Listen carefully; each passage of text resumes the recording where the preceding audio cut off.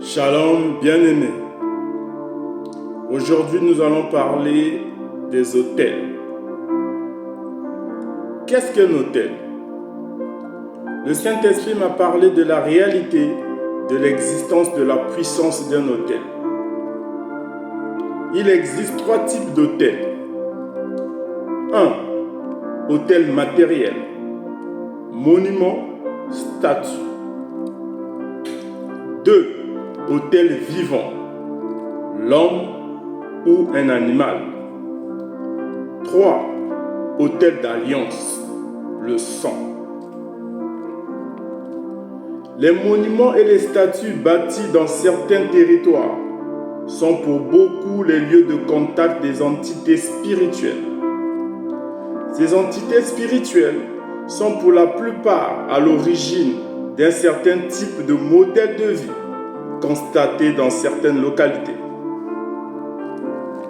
Ne nous trompons guère, le caractère jovial de ces monuments qui contribuent à la beauté de nos villes, en vérité, ce sont des autels, des lieux d'invocation et d'adoration des esprits qui contrôlent certaines localités. Un exemple concret.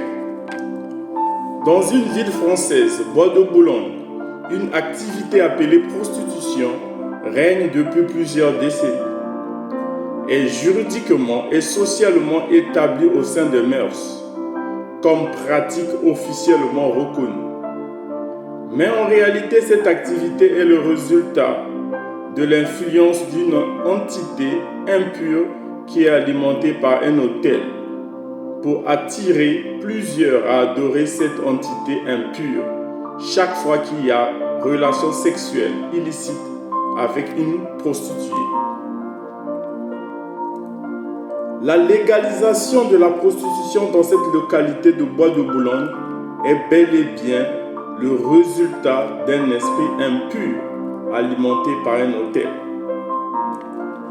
Chaque fois qu'une entité démoniaque est alimentée par un autel dans un territoire, nous constatons que la population de la localité est dominée par le caractère de l'entité qui règne sur la ville, soit du banditisme, la pauvreté, les addictions, drogue, la précarité sont là les conséquences d'un autel. La Bible en parle dans Juge 6, verset 25. L'autel de Dieu, dans le temps jadis, c'était l'arche de Dieu, que les Israélites transportaient avec eux de lieu en lieu pour faire valoir la nature et la volonté de Dieu partout où ils allaient. La Bible en parle dans 1 Chronique 13, verset 14. Un être humain peut aussi être considéré comme un autel, car tous les autels fonctionnent de la même façon.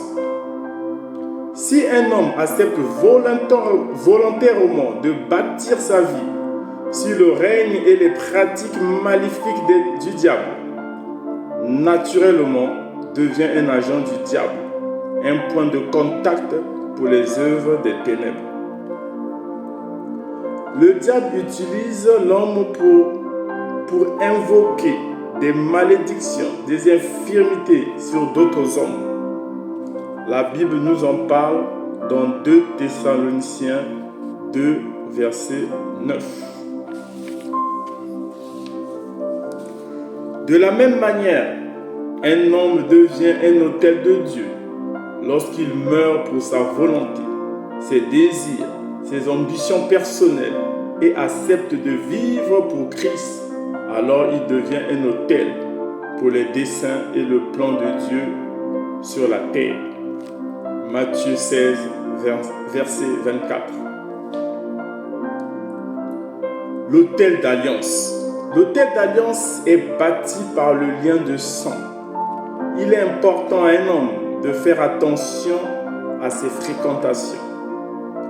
Or, les fréquentations influencent les choix. Les choix influencent les croyances. Et les croyances influencent les associations. Et les associations concluent les alliances. Une alliance influence le sang. Et l'âme est dans le sang. Le sang détient les informations de ta vie. Les informations de ton sang est la résultante des croyances de tes arrière-parents depuis plusieurs générations.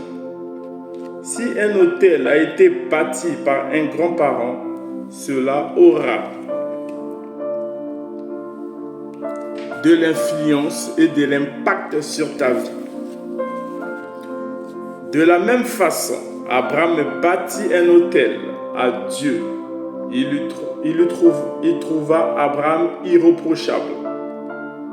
Dieu jura de le bénir, lui et sa descendance. Genèse 22, versets 15 à 18.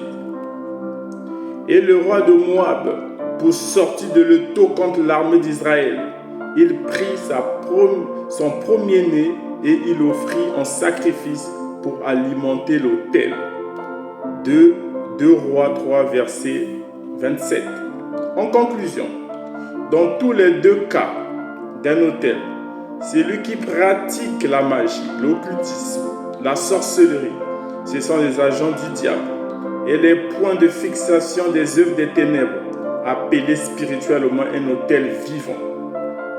Celui qui accepte d'être sacrifice vivant, une piste d'atterrissage de la volonté de Dieu, sans nomination, sans un titre, sacerdoce est un autel de Dieu. L'autel de Dieu est plus fort que l'autel des démons. Dieu est incomparable. Il est le Tout-Puissant. Nous avons le pouvoir au nom de Jésus de renverser l'autel de Baal pour l'autel le plus puissant, le plus grand, celui de Jésus-Christ. 1 Roi 18, versets 25 à 28. Demeurez bénis. C'était votre humble serviteur, adorateur Marco Paolo.